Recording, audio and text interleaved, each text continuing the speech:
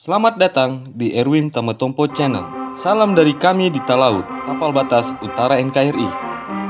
Kemampuan bela diri termasuk menjadi salah satu persyaratan utama seorang prajurit TNI. Dalam kondisi tertentu, seorang anggota TNI harus menggunakan kemahiran bela dirinya untuk melumpuhkan lawan. Nah, jenis bela diri apa saja yang harus dikuasai oleh prajurit TNI? Umumnya, setiap anggota TNI menguasai bela diri yang sesuai dengan matranya. Namun, ada juga jenis bela diri yang menjadi bekal bersama semua anggota TNI. Sebagaimana diketahui, kemampuan bela diri TNI dapat membuat kagum dunia dan mendapatkan pengakuan dari sejumlah pasukan elit dari negara lain.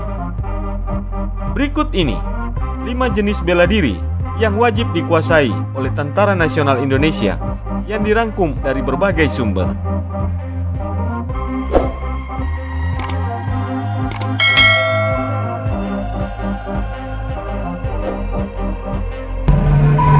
Satu, merpati putih.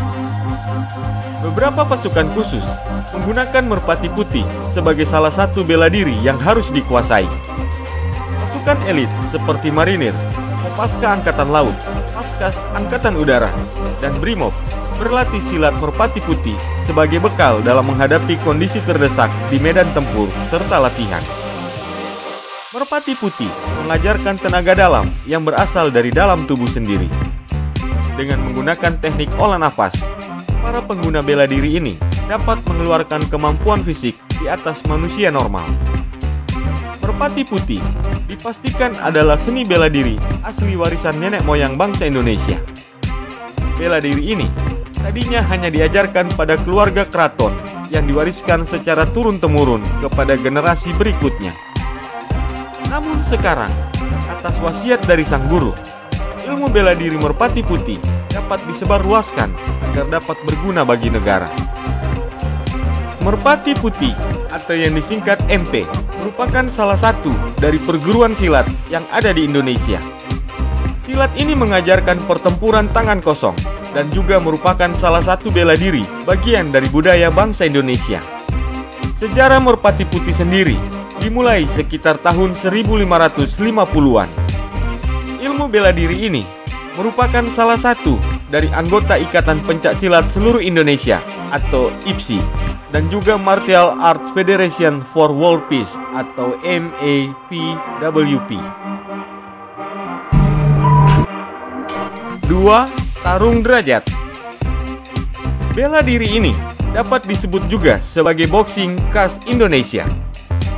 Ini dikarenakan karena bela diri ini berjenis boxing dan pendirinya merupakan orang asli Indonesia yang bernama Ahmad Derajat atau yang biasa disebut AA Boxer.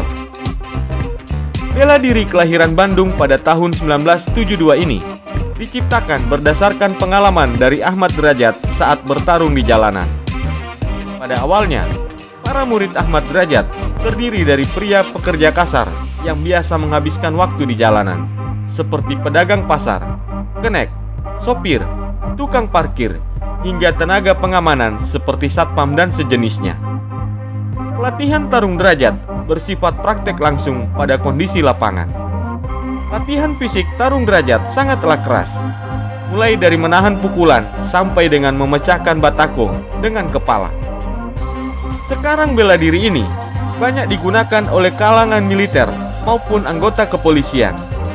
Tarung derajat juga sudah menjadi bagian dari bela diri resmi Kepolisian Republik Indonesia. 3. Kungfu. Kungfu adalah bela diri asal negeri tirai bambu yang pada awalnya hanya dipelajari oleh biksu dari kuil Shaolin. Namun sekarang ini, bela diri ini telah menyebar luas dan dipelajari oleh anggota TNI. Makna dari kungfu sangatlah luas.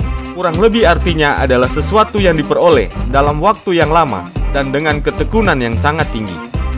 Pasukan elit dari TNI pernah dilatih kungfu oleh seorang keturunan Tionghoa yang bernama Effendi.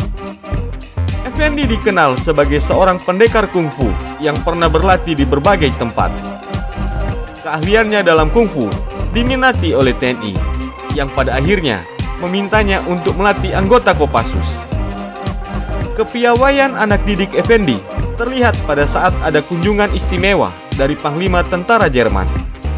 Banyak seni bela diri andalan TNI yang ditampilkan. Salah satunya adalah silat merpati putih. Namun, penampilan dari kungfu lah yang berhasil membuat Panglima Jerman kagum.